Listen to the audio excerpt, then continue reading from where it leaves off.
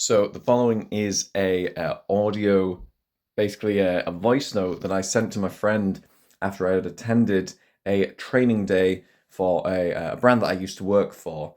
As you can probably imagine as you can probably hear from this clip, like when you listen to it, there is no love lost that I no longer work selling this particular brand.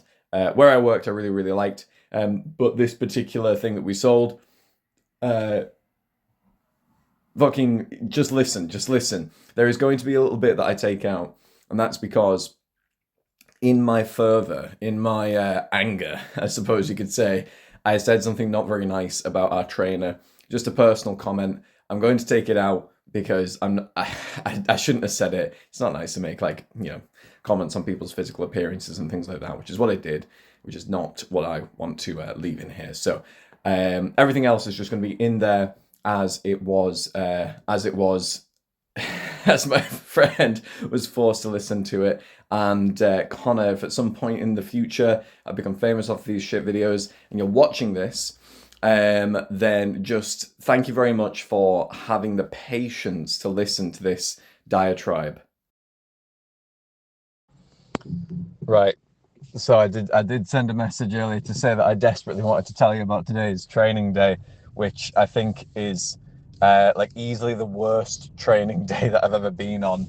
Most of the stuff that we do is like what's called a WBT, web-based training, which is, a selection of incredibly uninspiring, very fucking just plain white background, blue text slideshows that we just sort of get through. And then you brute force the quizzes until you get 80% and you move on. So most of the online training is that. Now, today was the DS number 8. Like, they'd called it like the story consistently told or something like that. And the DS brand as a whole is currently, it's basically currently got the public's finger up its arse because it's not selling a thing. And it's shit. It's shit to own DS as a franchise. It's a ball ache to be a franchise owner. It makes no money, and the used stuff does make a bit of money, but it has some very good support against it. Basically, it's crap owning owning DS as a franchise and trying to sell brand new ones. That's from the accountants and everything as well. It sucks, and they have basically every single piece. So it's a shitty time to kind of buy them. No one really wants them. The brand new sales are kind of crap, and just to give you an idea of what DS expect, they basically have this idea in their heads that each dealership that is selling DSs, and they've actually doubled down on this recently. So what we used to do was the main salesman used to be DS only. So if a DS inquiry came in, it went to him, and he was the only person that could sell a DS, new or used. And it just fell off. There just became less and less and less lead generation for that. So we went back to doing both, because otherwise he'd be selling not a thing. And that is what DS not only expect, but they've actually doubled down on this. And they've said, amazingly, right, so what you guys have is called a DS store, which is it's part of another dealership. It's a smaller part of another bigger dealership. From now on, we're only going to be taking on DS salons, i.e., from now on, if someone wants to start selling DS, and why on earth they would want to do that, I have no clue. But from now on, if someone wants to start selling DS, they have to have a dedicated showroom. It can't be you're a Citroen site who also sells DS. You have to just be a DS site, which is absolutely ludicrous. It is a brand that doesn't sell a fucking thing new. We haven't sold a new DS since May, and we're one of 20 DS stores, and we're a Citroen site that I think I've said before we over-index by a lot. Like, we sell double. I think the amount of Citroens on the road is 4%. We sell 8%, and it's even better for commercial stuff, right? So we are a popular site, and we are really, really fucking struggling with DSs, and it makes zero money. The idea that someone is going to take it on as its own thing is absolutely laughable. Like, I don't know what these guys are smoking, but Christ, we'll get into that. The idea that someone else would take on a DS dealership when at the moment everyone's going, oh, Stellantis also do Leap Motor and Chinese brands are doing well. I think we'll actually take a chance on that. No, I don't think I will renew my DS contract. It fucking sucks, right? So that is the general feeling of DS. So the again, the like difference between DS upper management and us, I've never seen it so bad. Like, I obviously I've heard stories from like, I've spoken to those guys, and they've always said that, like, yeah, DS are dickheads, and you get no support from customer care. You know, they try and position themselves as being a premium brand, but the customer experience is bad. They don't give a shit. They're not doing anything to help themselves. And I was thinking, all right, but surely they can't be that bad, right?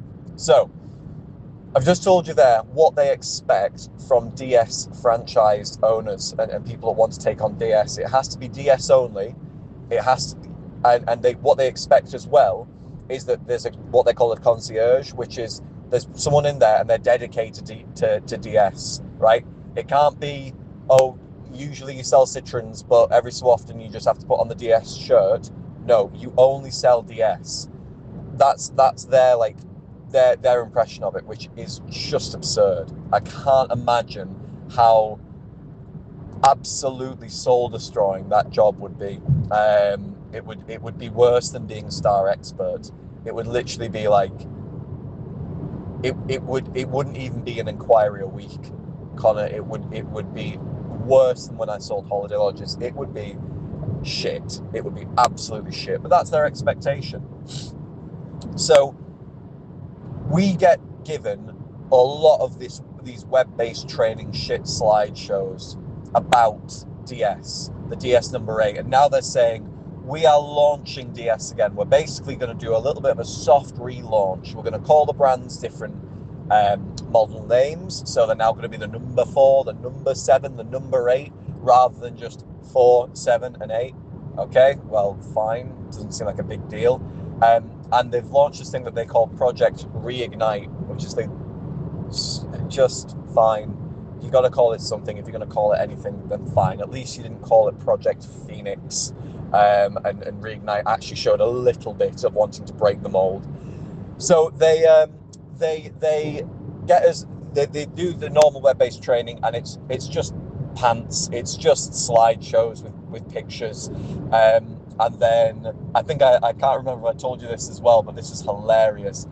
They say to us, yeah, you'll have your first DS number 8s. You'll be getting them in September. Problem after problem after problem after problem. We finally get told, right, there is one on the way to you, a brand new one for your stock.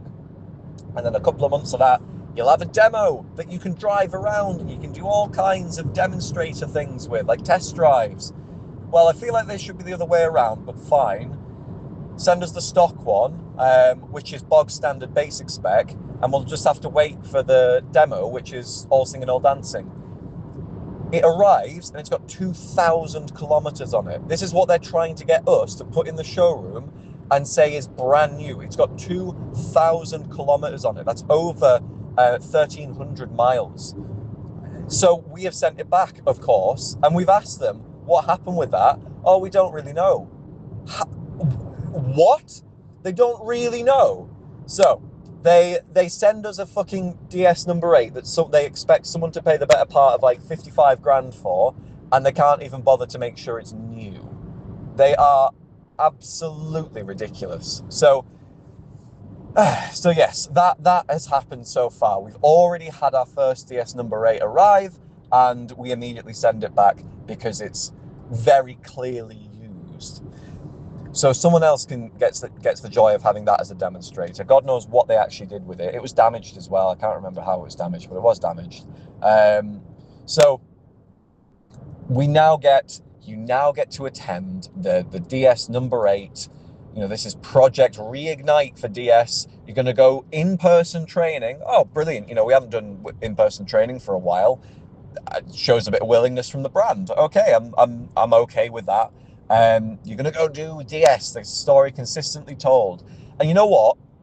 Even though the web-based training is shit and you just get your way through it and then blunt force the quizzes,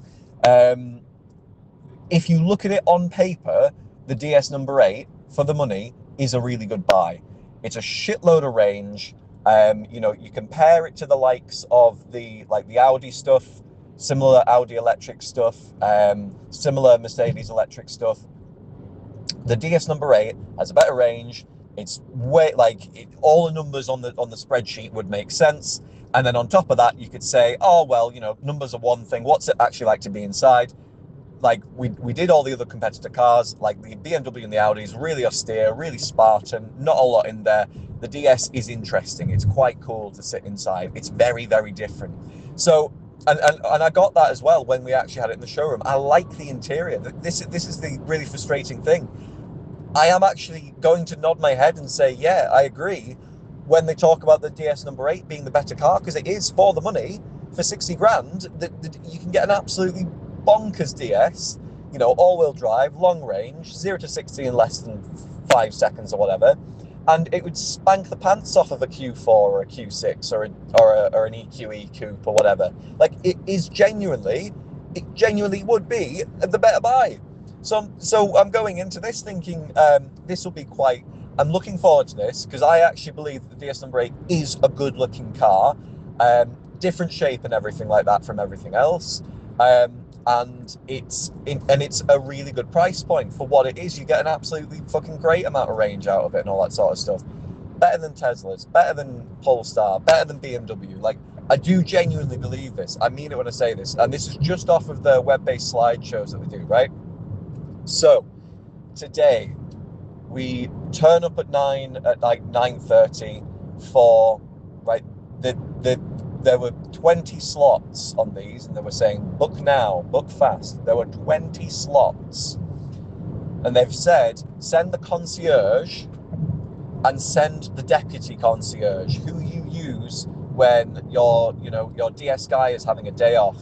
And we're thinking, fucking hell, guys, don't take the piss, right? You're going to get, because he is technically the only one that's DS accredited, and you're going to get me because I'm the only other person that sold a brand new DS, and at that I've sold 2 in 2 and a bit years. So that's the best. Me and then there's 2 other guys who are in sales from the other dealerships, and then there's 1 guy on fleet, and then there's a girl from the after sales department. So there's 6 people in this room, and 1/3 of them aren't actual on the ground salesmen. I kind of don't count fleet as being like an on the ground salesman, but I do still understand they sell cars. So it's just that they sell like a batch of 40 at a time to a leasing company, right? So that is hilarious to begin with, and this whole thing, like, we start off in the morning, and the guy, like, we drove all the way to Manchester for this thing. It's literally right. The guy goes through a slideshow, right, and that slideshow is exactly what we've already had on the web-based training. He literally just goes through it. He like bumbles his way through the whole thing like all morning, and he's constantly shit. Like, he doesn't really know what he's saying. A lot of the time, he starts off saying, "Oh yeah, I've been working in Citroen for 30 years, and when I first started off with DS, it was right when we first launched, and now it's nice that they've got me back in to help you guys out with this Reignite thing." And I'm just thinking, fucking hell, I don't think there was anyone else available. And this guy, he's like 50, 60, and he was a perfectly nice chap, fine. He was probably nice to like speak to, but this is not his calling. Standing in front of a room of 6 people, right? Just 6, sales execs and some change, basically 6 people, and and then like two other guys from DS who deal with Alpha and DS exclusively. And he is like visibly nervous the whole time going through it, okay? And not a single joke that he makes lands. Not a single thing he says kind of makes sense. He's like, oh, we're going to do workshops, and like there's no sort of, there is absolutely no natural flow. So when the workshop bits come up, literally we don't know what he's asking us to do, and we're in this like, not tiny, we're in this like small boardroom, which is like, it's about the size of one of the handover bays from Merc if you gutted it. It's about that size, right? And this is their big idea for relaunching the brand. And they can't even get fucking, 6 actual sales executives to show up, never mind 6 DS concierges, right? This is their big idea. They get us crammed into this little boardroom, sequestered away from the actual dealership, right? And in the morning, from about 9:30 until about 11:30, we did like, I can't believe, like, so to start off with, they show us a video where they're like, right, we had mystery shoppers come into the Alpha and the DS stores. Here's what we found out. And it was like, they constantly kept going, oh, right, well, we're not pointing fingers, but, right, we just need to make sure that we're all singing from the same hymn sheet, i.e., they are pointing fingers. And it's like, oh, they just gave us a bunch of stats, and the stats weren't good, but it's like, listen, you need to look at that and fucking realize that's your morale. That is the morale of your salespeople. You're saying, oh, you're not asking for the sale, and you're not doing a proper presentation and all that sort of stuff. It's like, that is the morale of your salespeople. You've given them the tools, and if they're not using it, it's because they don't believe in the brand, and I don't fucking blame them. So they just start off with that, which is like shitty finger pointing, and then they move into it was a bit of a blur first thing in the morning, if I'm honest. Like, it wasn't brilliant. And then they move into like, right, so we're gonna this is what you're gonna do. And this is serious. They're genuine suggestions for us as sales execs, is that when someone shows up, the one fucking person a month that shows up saying they're interested in a new DS, right? When they show up, we need to do storytelling. We need to tell them a story about us. We need to tell them a story about DS and the brand and all this nonsense, right? And then so that is that is their genuine belief that is a good way to start off the customer sales process, right? Not go out and ask the customer how they're doing. I'm fucking serious about this. They're not saying that you need to go out and ask the customer how they're doing, ask them questions. We need to tell them a story. We need to tell them a story about me. What the fuck? What the fuck? Right? So, from there, okay, they like, again, it's this like blur. This guy is not presenting at all. He is shit at presenting, and at one point, the actual sort of head of DS comes in, Jules. The head of DS he's just there to tick a box, in my opinion. But he just makes his way in and says like, I'll just be sat here, and we just sort of say hi to him, and we get back to the train kind of thing. And oh my god, so the guy basically like bumbles through like, oh, you need to tell stories and stuff, right?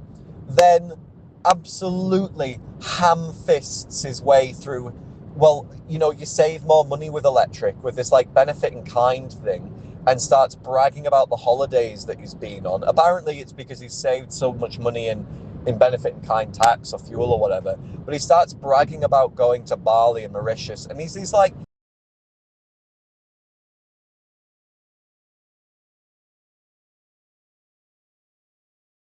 right? I don't want to imagine him in Bali or whatever.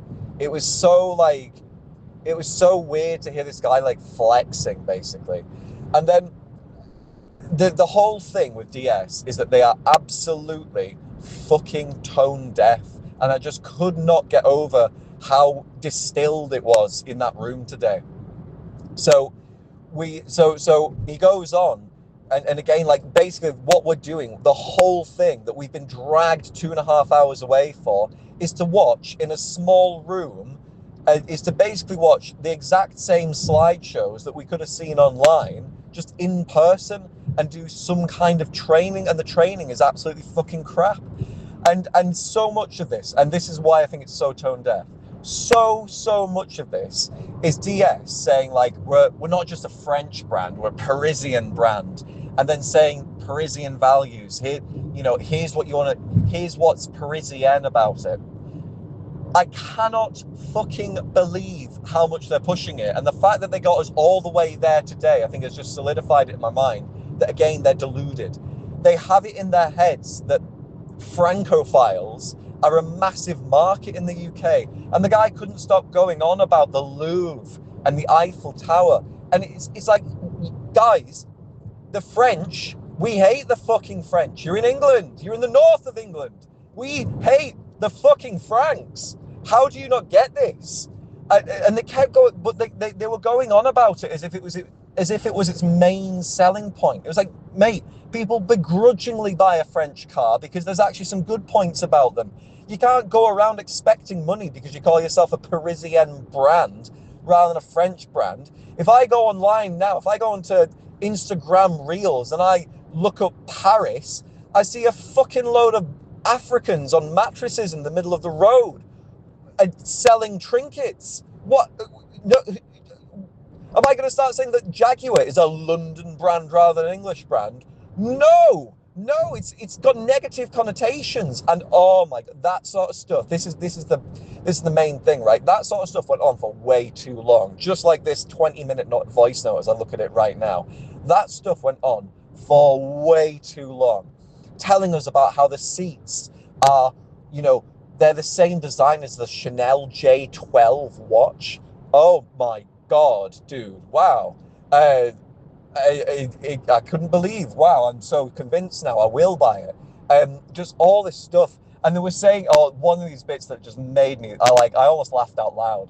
I'll have to send you a picture of it. But they were saying like, oh, do you not get a bit disappointed when you see a concept car picture and the real car looks nothing like it? Well, DS we didn't do that, and then they show a picture of the seats, and they fucking did. The seats are like nowhere near, but it's like just as well because the seats look like a fucking vagina. The seats are vaginal. They have like an actual clitoris on the seats, and I'm not joking. I'll send you over a picture, and if you don't think these seats look vaginal, I don't know how else to explain it, but Connor, these seats looked like vaginas. It was a vagina car.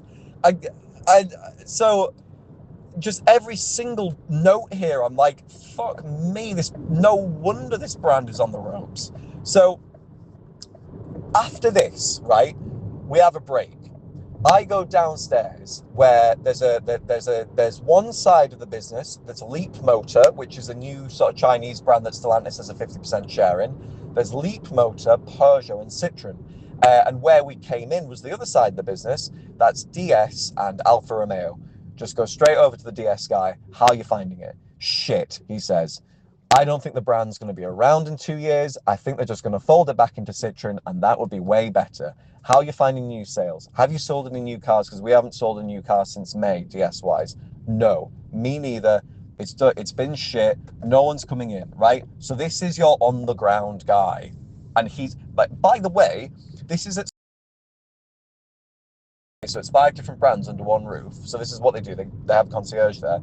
So by the way, this is at this guy's dealership, and he's not even upstairs doing the training.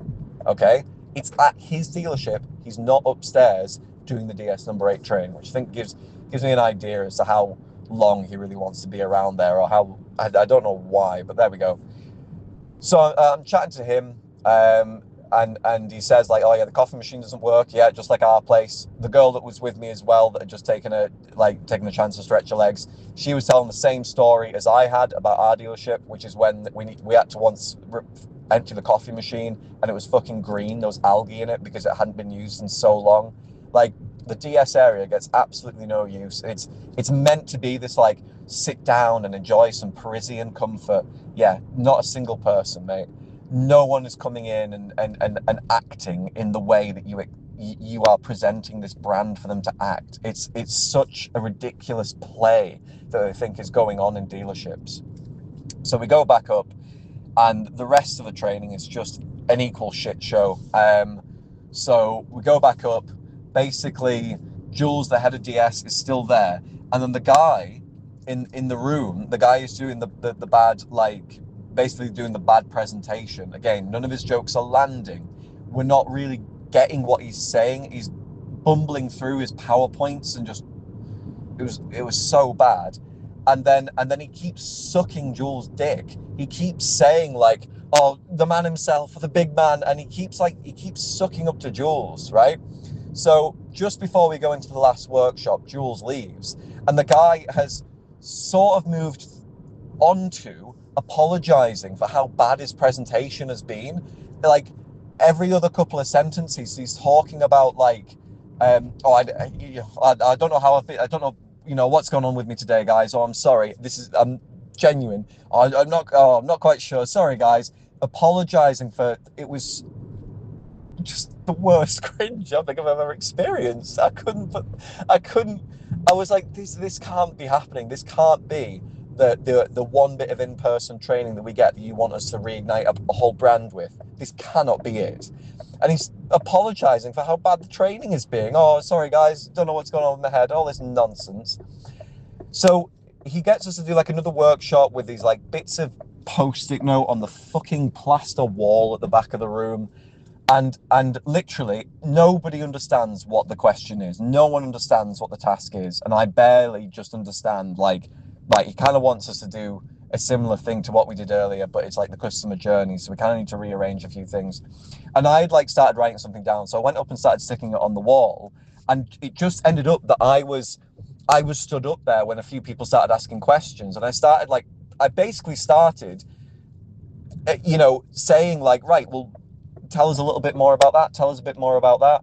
And what happened is that people just ended up in this bitching session at the upper management there about why it's so bad, right? The girls there saying like the girl who worked on the after sales bit, she was quiet until this point, but now she pipes up and she's going, I genuinely can't remember the last time I gave a DS customer a DS courtesy car, and that does not feel premium to them. They're all getting Citroens and Peugeots, and they're probably half the time saying, "Hey, this isn't too bad.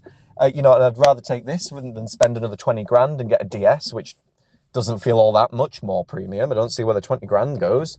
So, talking about that, they're saying like, "Oh, we're we're we're we're having a really bad issue with residual values. So everyone that's on a PCP is coming back and they're basically stuck in it because they're in 6 grand a neg ec." Um, and then, and I pointed out as well, we've just had all these airbag recalls. We've registered a shitload of DS7s, DS4s, nice DS3s, new DS3s. We've registered an absolute shitload of them. And, we can't, so we do have the courtesy cars, but they're not out on courtesy with people who are in DS7s or DS4s. They're out in people with people who are 15-year-old DS3s and C3s. That's who's driving these things around, not the people who bought a car from you 3 years ago, the people who bought a car from you 13 years ago and haven't been able to change out of it since.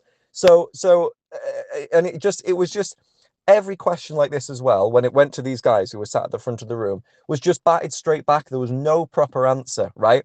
Now, keep in mind that I'm kind of at the front of the room and I start leading the session. Like I realize I'm like getting into it, like I'm enjoying it. And I just think, fuck it, he's been crap. Like, why not? How about I just take it over? So I do. I didn't like, I literally just started like saying like, right, so this is what we're meant to be doing. What should we start talking about? What we sing from that same hymn sheet for? There is more fucking happens in those last 10 minutes than has happened the rest of the whole session. I'm actually pointing at people and getting them to speak, and they speak up and say what's an issue, and I basically say, right. And then I turn to the guys who are in the upper management and I say, right, so this is something I've experienced as well. Customers waiting 6 months for a fucking DSM module or something like that, and it takes 6 weeks to diagnose, and there's no courtesy cars for them. Why, like, can we reduce the amount of just in time that we've got, because we know what the common issues are? Can we not do so much stuff just in time and actually stock a few things?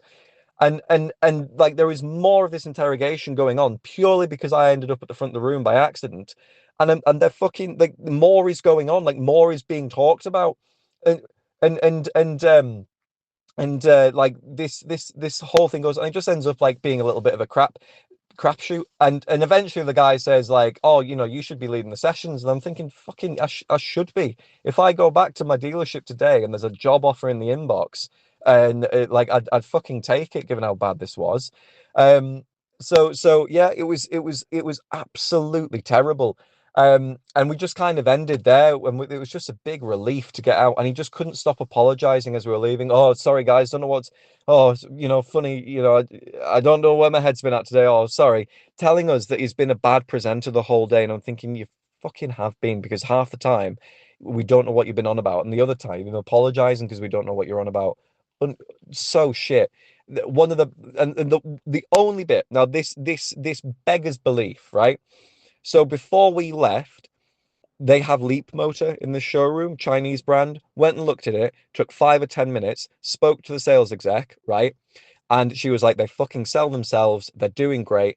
And I was contrasting that to the DS guy. We were driving back, just saying to each other, we've gone there for the better part of 3 hours this morning and 4 hours of driving. Okay, we've gone there and we're coming back because there's a really strong possibility that we're getting Leap Motor. We're going back, not excited about DS, but excited about fucking Leap Motor. And we just happened to look around them for 5 minutes and speak to a sales exec.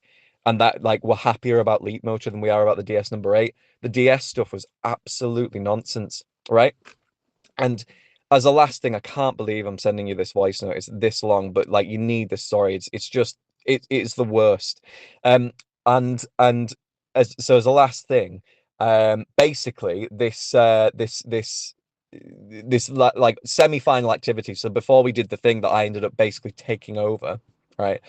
Um Before we went and did that, we went downstairs and they were like, "Oh, we've got some Audis to like show you, and you can look around." And they were good spec Audis. And this is the thing, like I said at the start, the DS number 8 is genuinely better than these Audis. Guess how long we actually spent, right? So we had those Audis and they had the DS number 8 in the showroom. We spent 5 minutes waiting for this guy to get the keys to the Q6. We had the key to the Q4. We spent 5 or 10 minutes waiting for him to go and find the keys for a Q6. We look around them, then we go inside. We literally are given about 3 minutes before we're packed off back upstairs, to this little boardroom of looking around the DS number 8 itself. Minutes. A couple of minutes, right? And then we're back upstairs to see the same fucking slideshow that we've all seen a million times before. I genuinely don't think that if I tried, I could have run a worse session. I hope that this has kept you entertained, because this is very long, but I seriously, seriously doubt, Connor, that we're going to have DS before the end of the year, because me and you were just saying the same thing to each other on the way back. Fuck DS. Let's get Leap Motor in. And you can just go say that to it. Look, the writing's on the wall. Just dump DS while you can and fucking get onto Leap Motor.